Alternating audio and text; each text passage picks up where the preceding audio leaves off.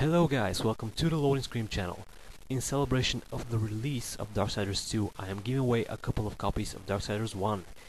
Yeah, I kinda blackmailed all my friends into entering that THQ Darksiders competition and then handing over the keys so I can give them to you guys. These so-called friends are now in my basement farming Diablo 3 gold for me. When they farmed enough gold, I reward them by allowing them to farm equipment instead. Gotta have variety, you know? So stay a while and listen after the video, and I'll tell you what to do in order to win a copy of Darksiders 1. Let us begin. So what's Darksiders all about?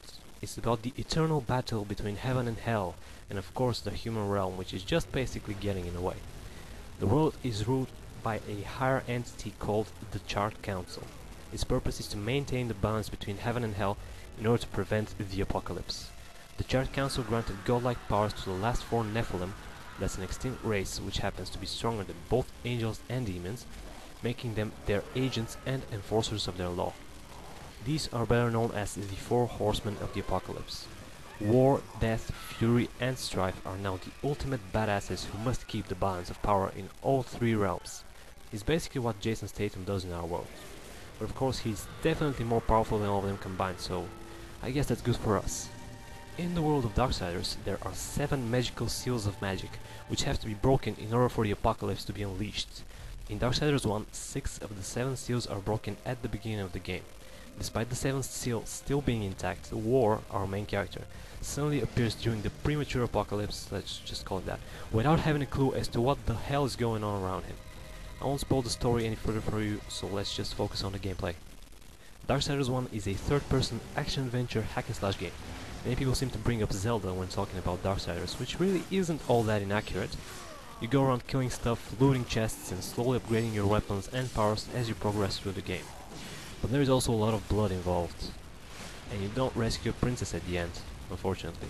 You just kill princesses. You wear princess as hats. Okay, I may have gone a little bit overboard with that. Anyway, the PC version of Darksiders is essentially a console port. It first came out for the PS3 and Xbox 360 in the beginning of 2010, and it came out for the PC 6 months after that, I think. It is a console port, but it's not a bad console port by any stretch of the imagination. At least for its time, it isn't. The combat and controls are pretty responsive, and that's all that matters. I was never one to whine about customization and settings, unless the game is literally unplayable. But in this case everything is quite fine. And here I am talking about responsive controls, and we can see just how much I suck. It's not the game's fault, don't worry. I'm just bad at this, so don't pay much attention to my on-screen actions. You can actually close your eyes if you want, just close them right now. Imagine I'm a Korean dude with 370 APM. I'm also a K-pop singer, and I'm eating a ramen whilst playing the game, with my damn feet. That doesn't help us in any way, does it? Well, it made me feel a bit more pro, if not anything else. Anyway, I suggest playing this game with a controller, because honestly, it makes the whole experience a lot more enjoyable. You know, those cheap USB controllers, you can buy them everywhere. It's time for you to get one. Yeah, get one now. You don't need a Razer Naga Osha Panda controller for this game. Wait, I actually buy a controller with that name. A couple of those actually. Entertainment for the whole family. Do it, Razer. As I said earlier, the actual graphic settings are not really that customizable, but they don't really need to be. The game looks pretty damn good. It's 2010 title, so don't expect any miracles. When a game has decent gameplay, I don't really care about the graphics, to be honest. Maybe that's the reason I spent the last 2 hours playing Clop. That or my fascination with unicorns. I need therapy.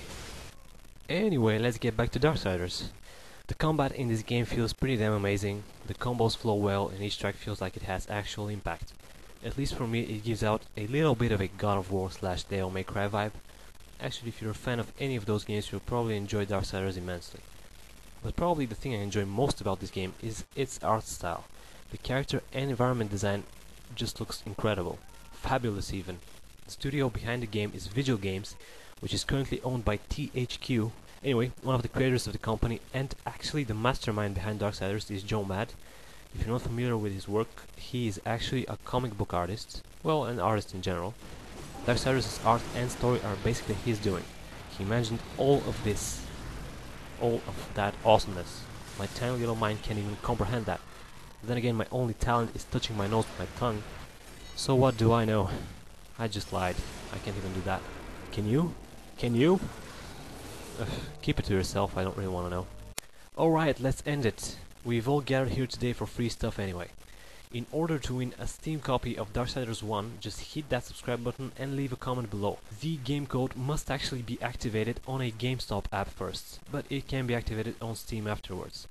Don't worry, my announcement video will actually be an instruction video on how to do that. Just say something like, I want Darksiders in all caps, or I was touched inappropriately by strangers when I was a child.